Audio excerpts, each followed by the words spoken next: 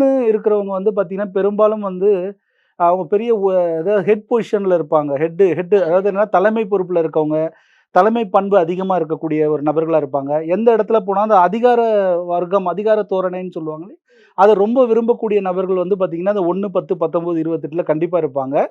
So இவங்க பார்த்தீங்கன்னா, பெரும்பாலும் வந்து கவர்ன்மென்ட் செக்டார்ஸ்ல வந்து ஹையர் அஃபிஷியல் அந்த ரேங்க்ல இருக்கிறவங்க, இல்ல அரசியல்ல வந்து ரொம்ப ஷைன் பண்ணி மேல டாப்ல இருக்கிறவங்க, இவங்க எல்லாமே 1 வந்து ரொம்ப விருப்பப்படும் அந்த மாரி விஷயங்கள்லாம்.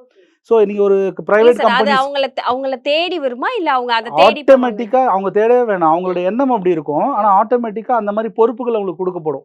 இப்போ ஒரு ஸ்கூல்ல இருக்கிறாங்க. அதிலேயே ஒரு பையன் வந்து 1ஆம் தேதி பிறந்தவனா இருக்கான் அப்படின்னா, ஆட்டோமேட்டிக்கா அவன வந்து ஒரு கூட்டம் வந்து ஃபார்ம் ஆகும் அவன்கிட்டயே.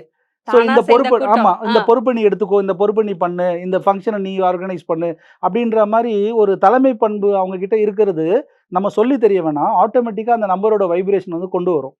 அதே மாரி காலேஜா இருக்கட்டும், இப்ப பிரைவேட் கம்பெனியா இருந்தா கூட போனீங்கன்னா, அவங்களுக்கு ஒரு டாப் பொசிஷனு, நீ இந்த பொறுப்பு எடுத்துக்கோ. அந்த மாதிரி ஒரு நெறைய விஷயங்கள் அவங்களுக்கு நடக்கும்.